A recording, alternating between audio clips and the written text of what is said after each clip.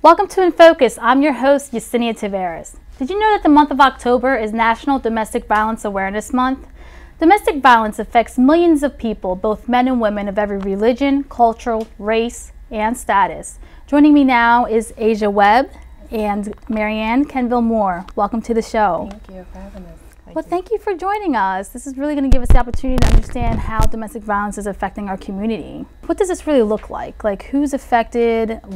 Where is this really hitting home for us? Is it the youth, the adult? Domestic violence is, as you said in your opening, it's an issue that affects both men and women. It does, in fact, impact teens, and the more we understand about youth relationships, the more we are beginning to recognize that the behaviors of coercion and control and jealousy and possessiveness seem to start oftentimes in youth relationships. But it is something that affects thousands of people. In fact, every year here in Delaware, our hotlines receive around 3,000 phone calls from folks that are calling the hotline to find out more about support and services. In terms of the law enforcement statistics, police here in Delaware respond to over 15,000 calls a year to domestic crimes in the state. So it is something that impacts many people. 1 in 4 women experience it, which means that it's not just that woman, but it's also her family, her friends, the children that might be in those relationships. So it is something that affects lots of people in many ways, and affects people in a whole variety of ways. It's not just the violence that's the real issue. Right, and it took me a long time to understand that. As I was growing up, I first was introduced to domestic violence as a teenager in high school. And I always considered it as something as physical, and unfortunately that was the experience that I went through. But it's not just physical. It's not just a punch or a hit, or sometimes men or women can do it in a playful manner, and then it's really not playful. It is something physically abusive. But it's also the humiliation, the checking, keeping tabs on you, the stalking. There's so many more parts of this bigger story here that people aren't really aware of. Yeah. So could you help us better understand what that can look like, what domestic violence can look like in the spectrum? Sure. So as you said, domestic violence, again, it doesn't just have to be physical. It could be emotional, mental, verbal, also financial. A lot of victims aren't familiar that financial abuse exists, and it happens. For instance, if you are getting a paycheck every 2 weeks and your partner is then taking that paycheck and depositing it into a bank account that you have no access to, or he or she is only giving you access to the financial and when they feel like you need something, that again is financial abuse. So as you stated, it could definitely be inclusive of the humiliation, the possessiveness, the control. What we educate our victims on and our clients in the shelters is about power and control and what that looks like, because again, that is a variation. So it could look like he or she playfully fighting with you. Well, that playfully fight could then turn into something much disastrous. And so we love to get out and to educate the community about that. And it's really important, like you said, Asia, to make sure that we don't identify it with just a person. Like, I could easily see, oh, well, that's just his demeanor, that's his behavior, that's how he is. And then you go into the next relationship and you're like, oh, well, it could be a different form. And then again, you're gonna put them in a box, oh, that's just him. When really it's all around. It's not an identification. It really is, these are the signs to look out for. These are some of the behaviors that people who are violent and abusive have. So how are we educating the community in regards to the signs of domestic violence and recovering from domestic violence and educating them? What does that look like within your organizations? And so for Child Inc., I am the shelter liaison as well as a counselor in our Newcastle County shelter. And one of my positions is I go out to any community resource events, as I see Marianne all the time, and I get out and I educate and I talk about safety planning. I talk about resources within the community. A lot of people aren't aware of those resources, and so again, getting out to as many educational seminars as I can, conferences all throughout the state, and educating as best as I can. One of the other things that we're doing, we're trying to work with school districts. And Delaware's law requires that schools, high schools in particular, provide education for youth about healthy relationships.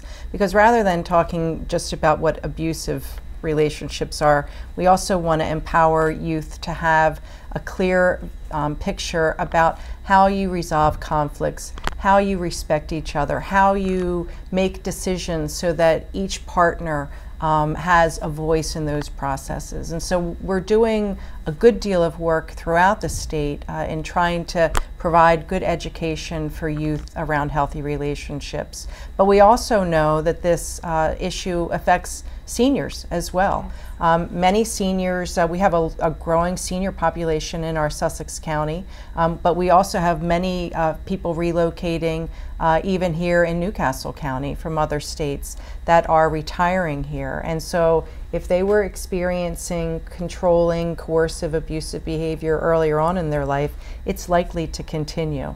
And when you have individuals who switch caregiving roles, maybe the wife was the caregiver and now the husband's having to be in a caregiver role, that might put a great deal of pressure on someone. So we talk about the importance of people being connected and having support.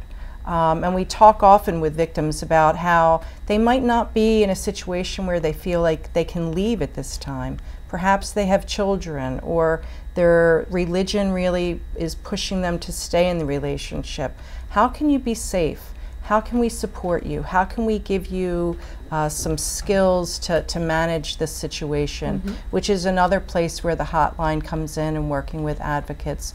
We really hope that the public can learn more about this so that it isn't such a private thing that happens in a relationship behind closed doors, but that parents are more comfortable talking to their children about it.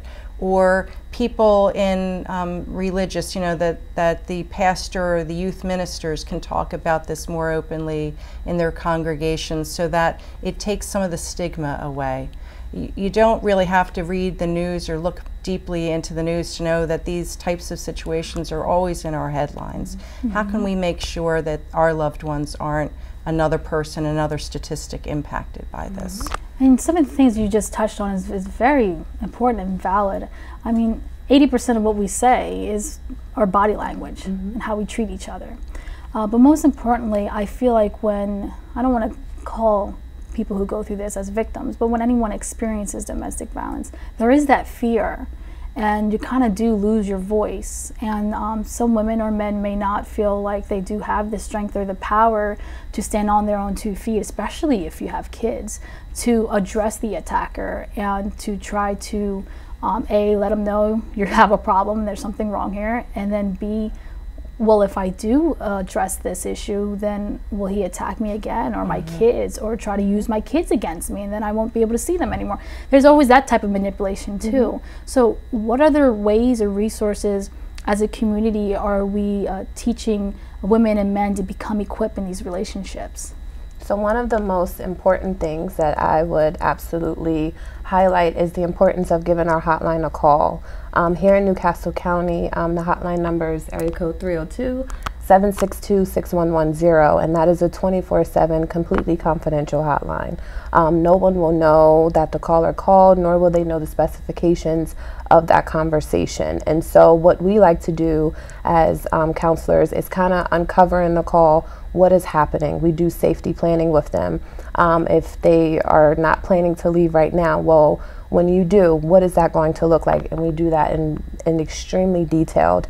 And we also provide legal resources. Here are some resources that you can access right now, although you may still be in the household. Here are some police escorts that we can kind of direct you to. And so what we do on the hotline is because each individual is different, there is not a set model for what that conversation will look like. And so again, the importance is having that conversation with that client on the phone and walking them through that and letting them know of those resources. And AJ, it's very important too to let them know that they do have rights. Yes. Right, rights. and that's what I was just going to say. The ability to talk with an advocate is something that many of survivors tell us is one of the most helpful things they ever did, because the advocate knows all of the resources that are available. We have lawyers who are available to help you with protection from abuse orders. We have advocates at the family court who are there to help you petition for what type of legal action you might need to have. If you have children in common, you can't just leave if you have shared custody. You do need to work through what all of that legal piece is. And a protection from abuse order might be the best thing to help you navigate through that, because that can give you a no contact order that says that this person isn't permitted to abuse you any longer. And it does also stipulate who gets to have the child while the case is being managed. It can, and it can stipulate who has access to the car or the house, who's going to take care of the pet. Because many folks that we talk to, they're afraid to leave because they have an animal that if they leave it behind, they're fearful it will be abused. So we can then talk about what other services are available. We've also found that offender treatment, batterers intervention programs, they're more psychoeducational, where we work with batterers in groups and we try to walk through and try to figure out what caused them to act in the way that they acted. What kind of things, messages have they learned growing up in their own families or in society that say it's okay to be controlling or abusive to someone? How can we undo some of that education? We found we had those programs throughout the state evaluated by a national evaluator, and they found that our programs here in Delaware were really helping individuals not commit future abusive acts. And so that repeat. We really are trying to connect people all throughout, and the children as well, to help children get connected to support, because oftentimes the women that we talk to feel so badly about what their children have been exposed to and want to get them help in counseling as well. We can get those kids connected to that support. So when you call the hotline, it's an entry to a whole variety of services. And like you said, it does really hit home for everyone. For the attacker, and that's great that you have that program, because often people don't think about educating them as well. And they probably are coming from a household or somewhere, a learned behavior in regards to how they're also projecting it to their offsprings or to their wife or husband. And so being able to educate them, to let them know you can find help and you can change, and these are the ways that you can change. So it's kind of like stopping that cycle. And that in itself is very valuable. It really is. There have been a number of times when I've done public awareness presentations where men have come up to me afterwards and have said, one of my biggest fears in getting into a relationship is that I'm going to be like my father, or I'm going to be like my parents. And so being able to empower people with, even getting connected to some counseling and support around that. Read more, learn more about your own experiences so that you can be better prepared in the future. It's something everyone can take a role in. And I was just going to add, why do the both of you feel that it is important to have these kind of advocacy groups? Because I know the coalition is a national initiative, and so can we speak in regards to the importance of, because a lot of these organizations are nonprofit, so it's hard to find funding, and these resources are definitely needed within our community to keep people educated in regards to what to look out for and what not to do. So why have these advocacy groups? Well, for one, we believe that domestic violence is preventable. We don't believe that it is inherent in families that they be violent.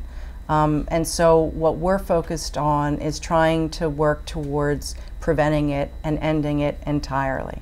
And I've got to tell you, I'm not sure that that will happen in my lifetime, because I've spent the last 30 years on this, and we haven't accomplished it yet. But we are making a lot of progress. So part of it is the prevention of it. And the prevention is driven, for me personally, because of the enormous impact that it has. It has an enormous impact financially in terms of productivity in the workplace. Employers indicate that domestic violence is one of the leading causes for their bottom line to be negatively affected because of people missing work because of sickness or not being able to make it to work. people when they're on the job not being as productive as they possibly can, people who might have to take off to go to court and things like that. Having incidents happen on the work site can cause enormous damage to the productivity and bottom line within a business. So it's a business issue.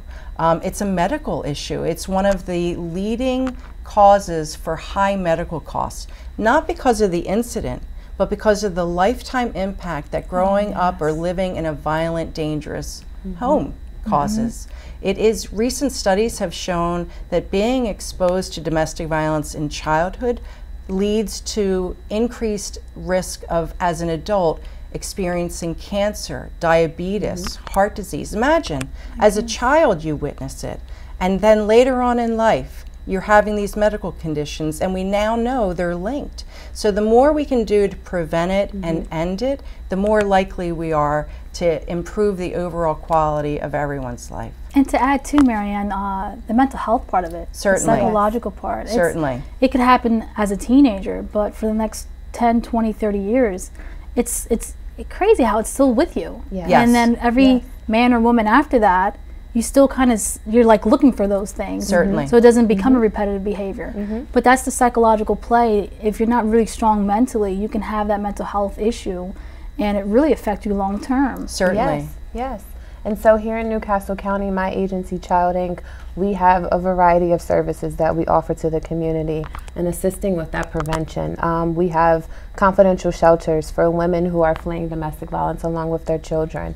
And I know typically in conversation we get used to the pronouns her or she, but men are also victims. And that is something we also service men as well, and providing them with resources, and as well as batterer intervention programs. We have therapy not only for men and women, but also their children. We have DFS liaisons, where if a victim comes into our program and they have an open DFS case, we have someone who kind of partners in both sides and keeping that client not only confidential, but getting he or she all of the resources that they need. We provide an array of services, and so we do that part here in Newcastle County, but we partner throughout the state, and we do that again in assisting with that prevention. That's wonderful. And Asia, how important is it to seek therapy? I think that's a big, well, one part of the role of trying to go through recovery, seeking therapy. So I just know in other cultures and other ethnicities, we really don't look for help or try to seek out therapy. So for one who has experienced domestic violence, from the parent who's seen their child go through it, or from the child who's gone through it and now is an adult, if you've never addressed the emotional impact and the physical impact it's had in your life, how important is it to seek therapy? So one of the things that we do as soon as a client enters into shelter, we do something called safety planning. And that safety planning goes over all of their physical safety, but also their emotional and mental safety. Because what we tend to find is that a lot of our clients do suffer from mental health illness due to that abuse. And so uncovering all of that, we get them all of the resources with our partners here in Newcastle County, because it is. If you experience it once and you don't deal with that issue and you don't uncover that, as Marianne stated earlier, it is most likely to happen again. And so we do our best as advocates and as counselors to walk through and uncover all of the issues that are pertaining into that and getting the help. And the transition and shift in life. I mean, we're talking about shelter, and that's not the home you once were living in, where the domestic violence was occurring. So having gone through just the physical and emotional abuse and psychological abuse, but now having to change your whole environment, whether it be getting a new apartment, getting a new house, or going to a shelter, that in itself needs some time to transition too. Sure, sure. And when I say shelter, a lot of people tend to think of like Lifetime Movie Network, where the cots on the floor. No, we make our shelters as home-like as possible. And so we have living room, a dining room, a full kitchen. In our shelter in northern Newcastle County, we have 25 beds, and that is for women and their children. Bathrooms, we have playrooms for the children with Xbox. because we understand that we still, although they are coming from that situation, we still want them to have what feels like a piece of home. Home, that's right. And to what Marianne was saying in regards to affecting work, I can only imagine that it also affects school, because these kids who are in these shelters because of this domestic violence, now they're going from the shelter to school and back. Right. So it's a ripple effect. Sure. It really is. And you were talking about the therapy piece. And therapy is something that we do encourage people to consider, especially if they have experienced significant trauma. Some people experience these repeated nightmares, or they are always feeling like they're on edge. Walking on eggshells is what a number of folks have shared with me. Or they'll, they aren't even perhaps in that relationship any longer, but they're always worried and afraid that something is going to happen. If those fears are such that it prevents you from really living your fullest life, then I think that pursuing therapy and getting counseling is an important thing. But there are many people who are able to go through very difficult experiences with the support of their family, with the support of their religion. Exercise is a great way to cope with stress and difficulties. Even if it's just riding a bike, it's still exercise.